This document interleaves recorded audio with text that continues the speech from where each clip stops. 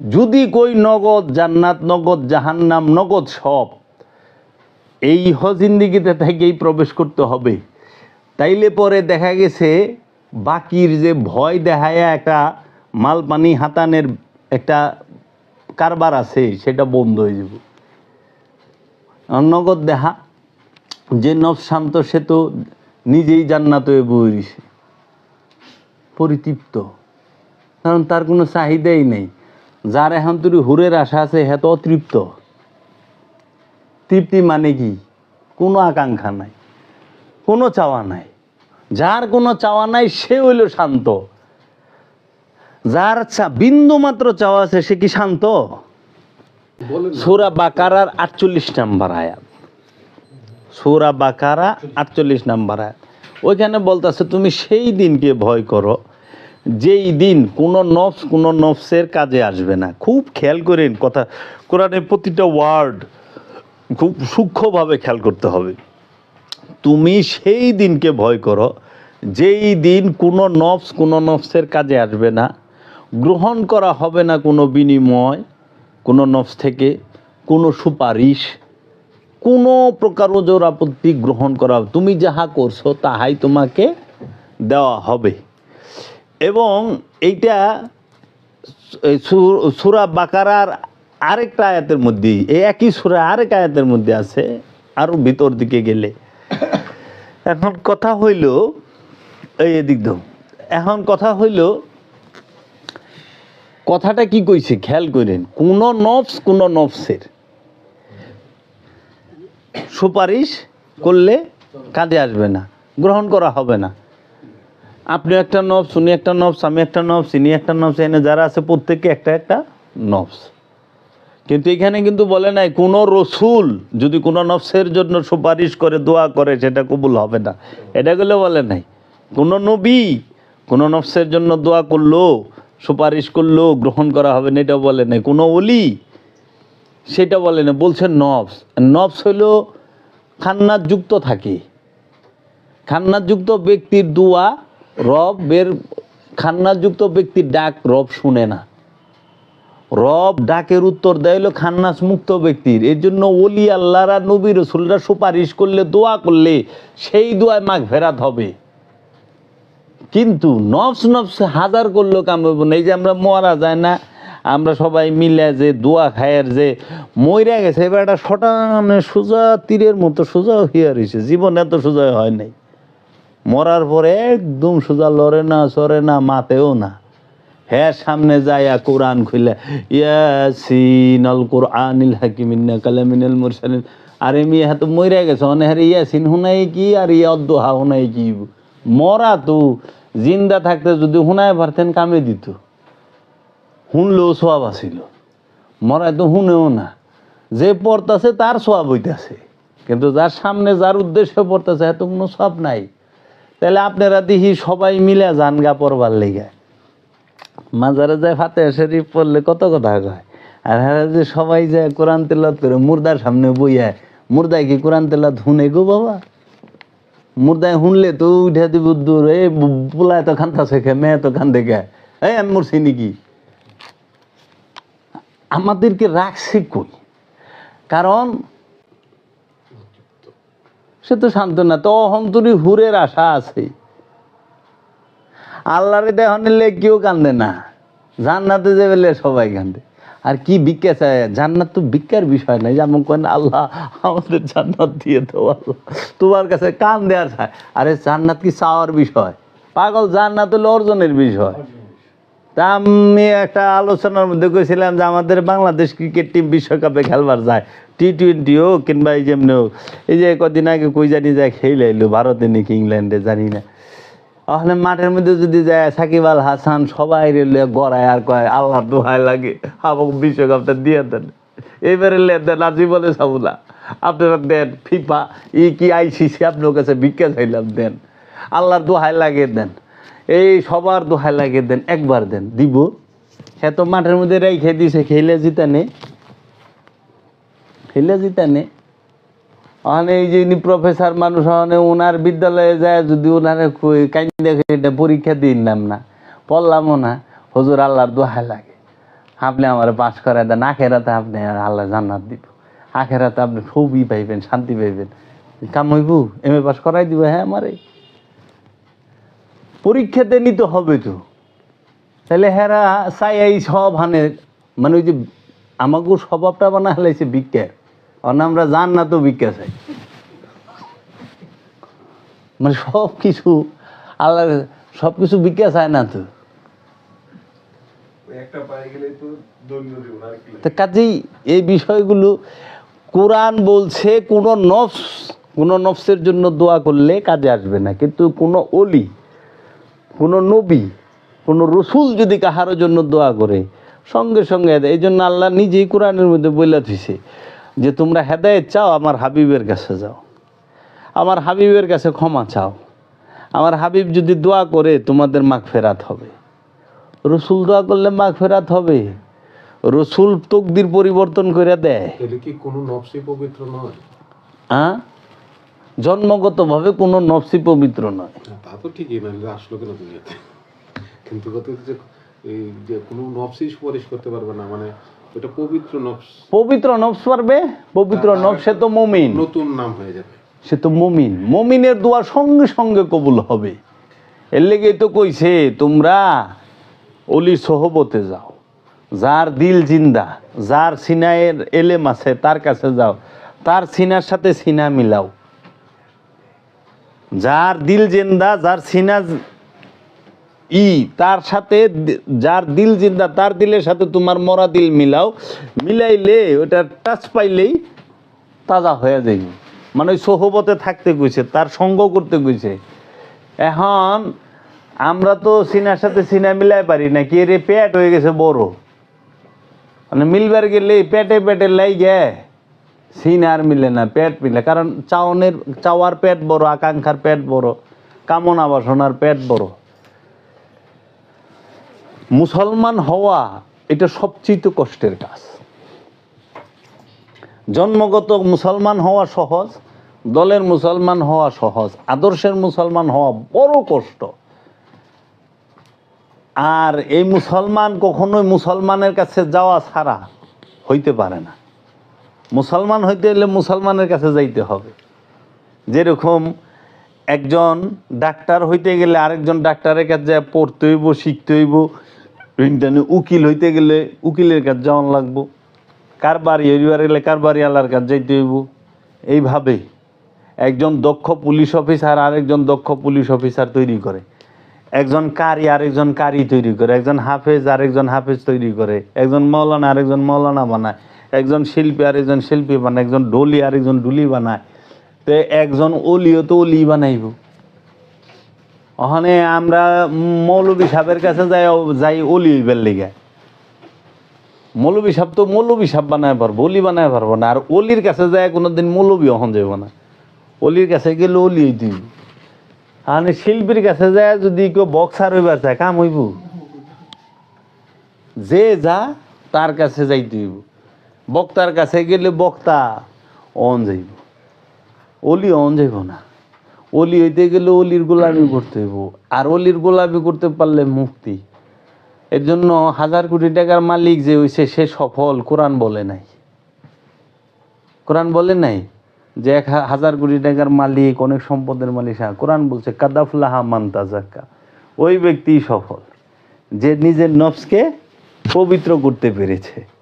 কাদ আফলাহাল মুমিনুন, একমাত্র মুমিন ব্যক্তি সফল।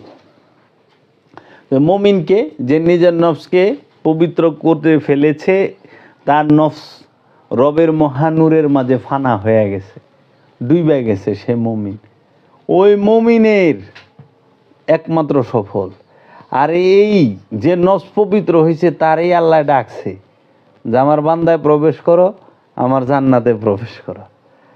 আবার এই বিষয়গুলো যে কেমনে কেমনে নফস পবিত্র হবে, নামাজ পইরা কোনো দিনও কেহই খান্নাস মুক্তির জন্য নামাজ পইরা কোনো দিনও কেউ জান্নাতে যায়া পারবো না।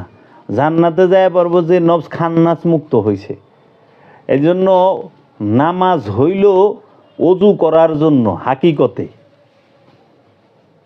পবিত্র হওয়ার জন্য নামাজ হাকিকতে ভেতরগত, আর অনুষ্ঠান হইল পবিত্র পরিষ্কার হইয়া নামাজ। একটা হলো না পাক আর একটা হলো পরিষ্কার। এইখানে একটু হ্যাঁ হ্যাঁ, অবশ্যই। তাহলে আমার প্রশ্ন রইতেছে, আদম আলাইসাল্লাম বেহেশতে ছিলেন সময় তো অবশ্যই উনি পবিত্রই ছিলেন নাকি? আদম জি।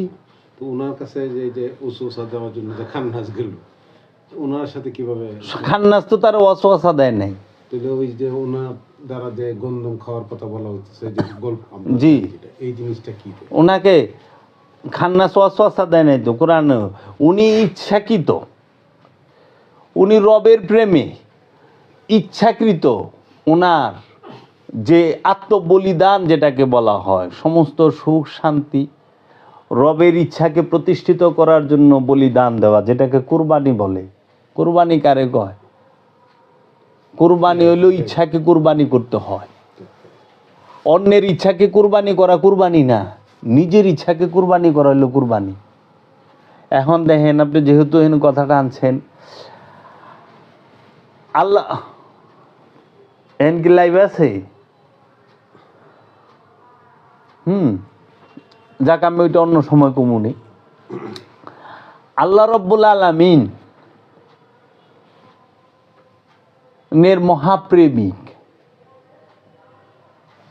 আল্লাহ চায় সে দুনিয়াটারে আবাদ করবে, পৃথিবী সাজাইব।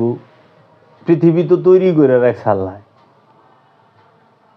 পৃথিবী তৈরি করে রাখছে। কারণ আদমের ছেলে হাবিল কাবিলের আগে কৌয়া ছিল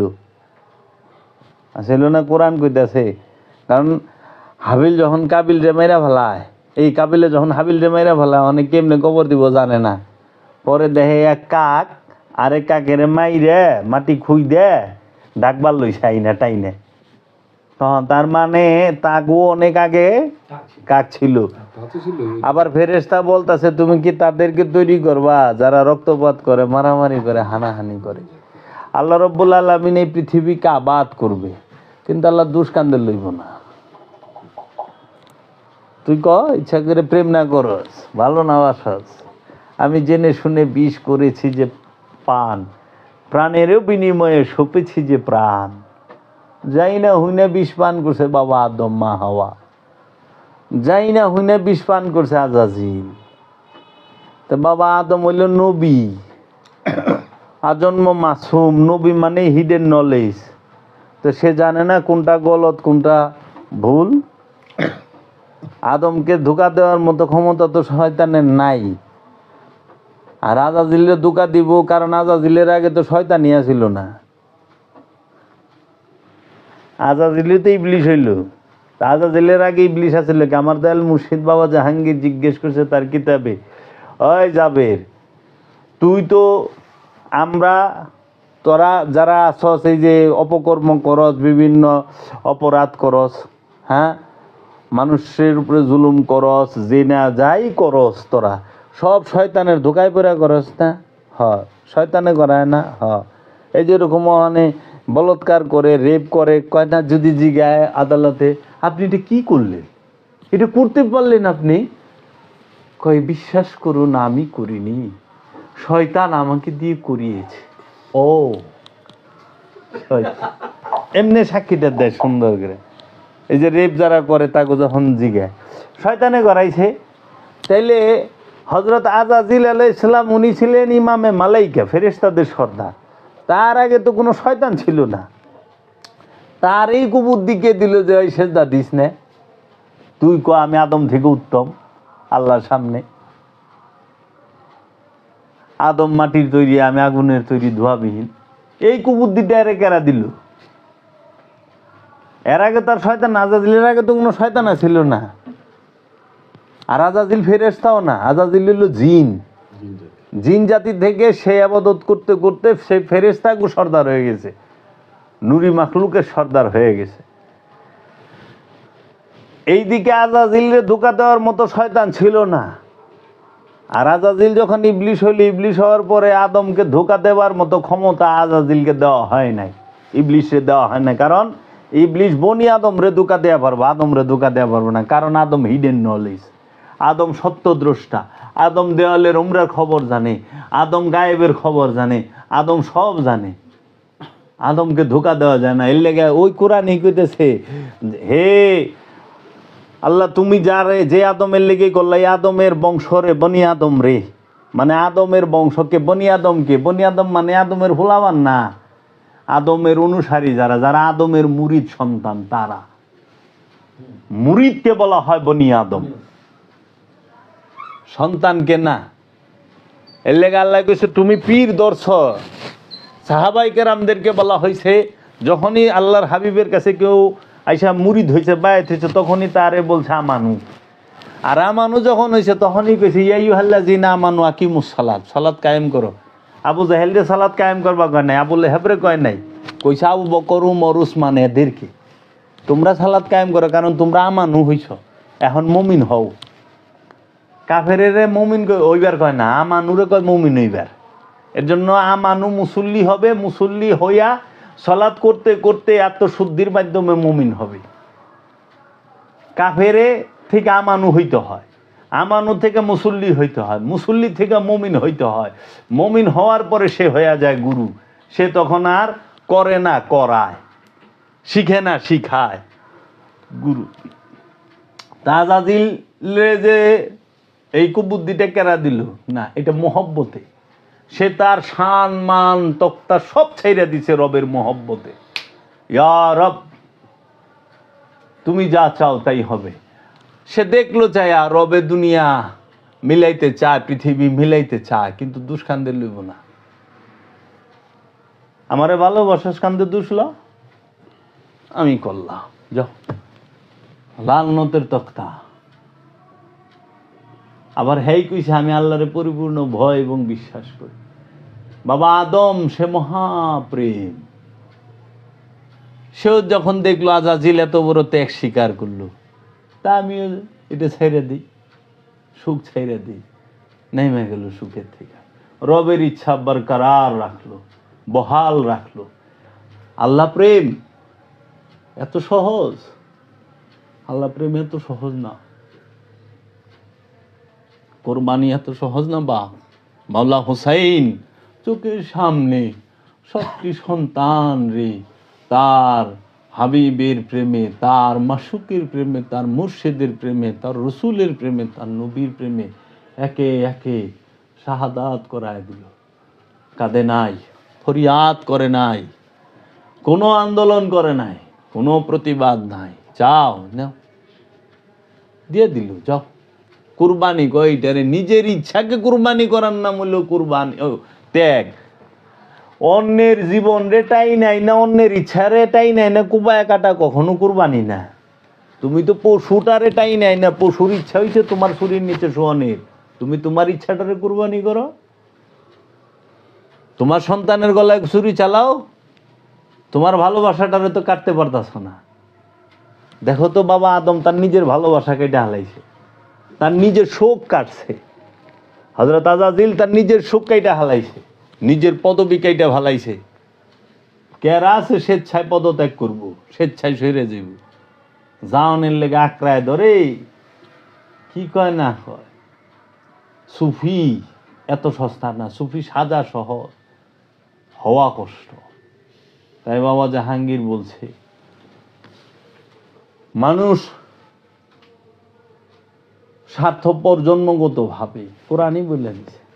মানুষ মুসলমান সাজতে চায়, মুসলমান হইতে চায় না। মানুষ ইমানদার সাজতে চায়, ইমানদার হইতে চায় না।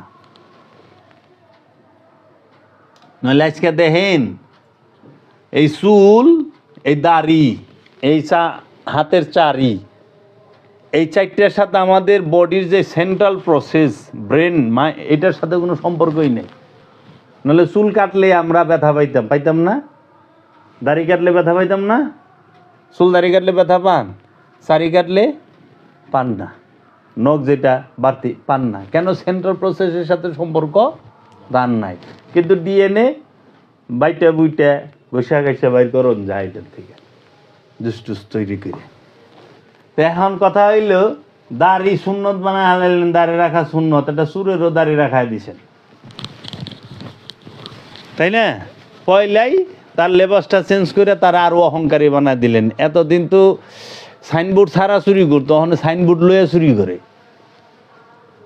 দিছে। মুমিনের সাইনবোর্ড করে চুরি। আচ্ছা, এটা সুন্নত। মহানবী 27টা যুদ্ধ করলো, উঠে ছইরে আর ঘুরাই ছিঁড়ে, গাদা খচ্চরে ছইরে সারাটা জীবন 63টা বছরই ঘুরছেন না? উঠে ছইরে ঘোরায় চইরে গাদা খচ্চরে ছেড়ে। আজ পর্যন্ত দেখছেন কোনো মৌলবীরে শখ করে একটা উট কিনা ঘুরতে? বাংলাদেশে কোনো মৌলবী সাহেব, মৌলানা সাহেব কিনছে একটা উট সুন্নত পালন করেন? এটা তো সুন্নত, রসুল যা করছে তা সুন্নত না? তাহলে একটা উট কি না, একটা ঘোড়া কি না, সারা শহর বড় যেহেনেই যাবো, মক্কা মদিনা ভারত যেহেনেই যান, দেশের যে দৃষ্টিকে যান এই দৃষ্টিকে ওয়াজ করবার যাবেন, হেরা কেউই ঘোড়াও কিনে না, গাদাও কিনে না, উটও কিনে না, খচ্চরও কিনে না। হেরা কিনে কি? BMW, X Corolla, Toyota, Mercedes, Pulsar motorcycle. যদি তাও না পারে, চার্জারালা একটা বেরিয়েছে না স্কুটি, এইটা। কিন্তু কেউই এই সুন্নত পালন করে না যে একটা গোড়া কিনা রসুলের সুন্নত পালন করুন, সারা জীবন গোড়া চলুন। এটা তো সুন্নত। মহানবী 63 বছরই গোড়ায় উঠছে, উঠে উঠছে। হুজুর এই সুন্নতটা পালন করেন না? কয় আপনার লোক কথা গো বিপদ। সব সুন্নত পালন করো, টুপিটা সুন্নত, দাড়িটা সুন্নত, এটা সুন্নত, ওটাও সুন্নত, ওটা একটু কইরেন। সুবিধার সুন্নত। টাচ মোবাইল সবাই চালায়, এটা যদি সুন্নত না। এটা হলে তো সবারই 63 বছরের বেশি বাঁচন চাওয়ার কথা না। যখন 63 বছর আছে, এর বেশি আমার বাচ্চা লাভ নেই। খালি সুন্নত সুন্নত সহজটি করে, খাওয়ানোর পরে মিষ্টি খাওয়া সুন্নত, এইটা পালন করে। দাড়ি রাখা সুন্নত, এইটা পালন করে।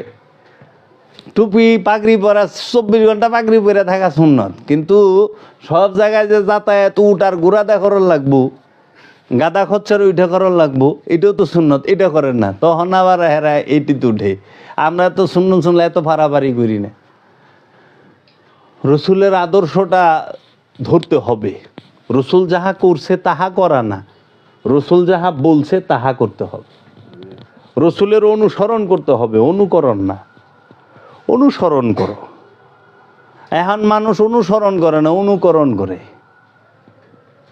দাঁড়িয়ে রাখছে কিন্তু জাগা মাইরা খায়, আত্মীয় স্বজনের ওয়ারিশ সম্পত্তি মাইরা খায় না। রসুল তো কেউ ওয়ারিশ মাইরা খায় নাই, তাহলে আপনারা ওয়ারিশ মাইরা খেলেন কে? সাহাবিগো মধ্যে পাই ওয়ারিশ মাইরা খাইছে, আমি পাই। কারণ মবিয়া বাইতুল মালরে নিজের মাল করে লইছিল। তো মবিয়া যদি সাহাবি হয়, তো বাইতুল মাল নিজের মাল করার তো ক্ষমতা তার নাই। এটা জনগণের হক না?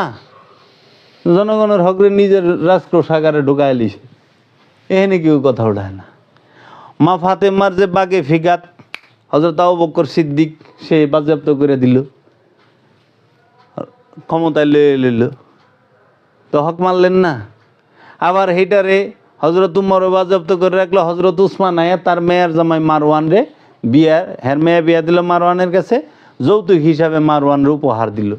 তাহলে রসুলের কন্যার কাছে থাকলে হইব না জায়েজ, আর আবু জাহিলের বলা মারওয়ান খাইলে হয়ে যাইব জায়েজ? আমার মাথায় ধরে না যেটা আবার কি জিনিস। হাসা কথা কইব কি? কারণ হাসা কথা কইলেই ব্যবসা বন্ধ হয়ে যায়, পেট্রোল ডলার বন্ধ। এলে দেখেন না, যার কাছে সত্য আছে হ্যাঁ রাস্তার মুড়ে মুড়ে খাড়ায় থাকে, সত্যের গায়ে পোশাক লাগে না, সত্য উলঙ্গ, সত্য ধারালো, সত্যের মধ্যে সবসময় ধার থাকে, সত্য একা চলতে জানে, সত্যের কাউরে লাগে না। এর লেগে আল্লাহর হাবিব একা সারা আরবের বিরুদ্ধে খাড়ায় গেছে। মুসা কালিমুল্লাহ একা পুরা ফেরাউনের বিরুদ্ধে খাড়ায় গেছে। ইব্রাহিম খলিলুল্লাহ একা নমরুদের পুরা হোল প্রজা এবং নমরুদের বিরুদ্ধে খাড়ায় গেছে, একা খাড়ায়। যখনই দেখবেন বাহিনী, মাওলা হুসাইন একা এজিদের বিরুদ্ধে খাড়ায় গেছে। যখনই দেখবেন বাহিনী লয়ে আইব, তখনই বুঝতে হইব এটা কইলে মোহাম্মদী দর্শনের না, এটা এজিদি দর্শনের। সত্য একা চলে, সত্যের গায়ে পোশাক লাগে না। এর জন্য সালাত কইরা পবিত্র হইতে হবে। পবিত্রতা নাপাক, নাপাক আর পরিষ্কার, পাক আর পরিষ্কার এক না, নাপাক আর ময়লা এক না। আমাদের শরীরে যখন বিভিন্ন পায়খানা প্রস্রাব ময়লা ধুলাবালি থাকে তখন আমরা পরিষ্কার, আর যখন আমাদের অন্তরে খান্নাসরূপী শয়তান থাকে তখন আমরা নাপাক। কলবে যখন শয়তান থাকে তখন নাপাক।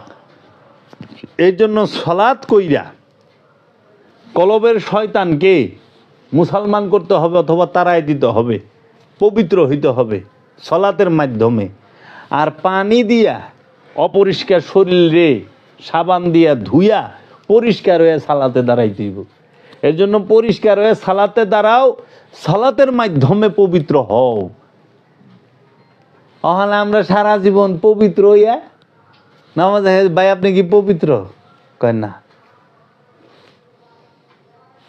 অজু করার পরও কয়ে পারতেছে না যে হ্যাঁ পবিত্র। যে পবিত্র হয়েছে হ্যাঁ ঘুষ খায় কেমনে, যে পবিত্র হয়েছে হ্যাঁ সুদ খায় কেমনে, যে পবিত্র হয়েছে হ্যাঁ আত্মসাৎ করে কেমনে, যে পবিত্র হয়েছে হ্যাঁ জুলুম করে কেমনে। পবিত্র হওয়ার পর তো কেউ জুলুম করতে পারে না, হ্যাঁ তো পবিত্র। আর আপনি যদি কন 100% মিনারেল ওয়াটার, কিন্তু তার মধ্যে না একটা সার পোকার বাচ্চা দেখা গেছে, হইল তো পরিষ্কার 100% মিনারেল ওয়াটার হইল কেমনে? সার পোকার বাচ্চা তো আছে। তো কাজেই এই জিনিসটা যেন না হয়। ওই পবিত্র হইল অন্তরের বিষয়, পবিত্রতা। নাপাকি অন্তরের বিষয়, আর অপরিষ্কার পরিষ্কার হইল দেহের বিষয়। এই জন্য দেহকে পরিষ্কার করেন, অন্তরকে পবিত্র করেন। যারা দেহকে ময়লা রাখে, অন্তরকে অপবিত্র রাখে, তাহারাই জাহান্নামে থাকবো। আর যদি অন্তর পবিত্র হয়, দেহ ময়লা হয়, সে ব্যক্তি জান্নাতি, তার কথা আল্লাহ শুনবো। কারণ পেটের মধ্যে পায়খানা প্রস্রাব লইয়া নবী রসুল ওলিয়া উলিয়া কেরাম মেরাজে গেছে, কিন্তু অন্তরের মধ্যে লোভ হিংসা কামনা বাসনা লইয়া কোনো নবী রসুল উলিয়া উলিয়ার মেরাজে যায় নাই, যাওয়া যায় না। এর জন্য সত্য সে জাগ্রত হবেই। মিথ্যার হাজার কথা, সত্যের এক কথা।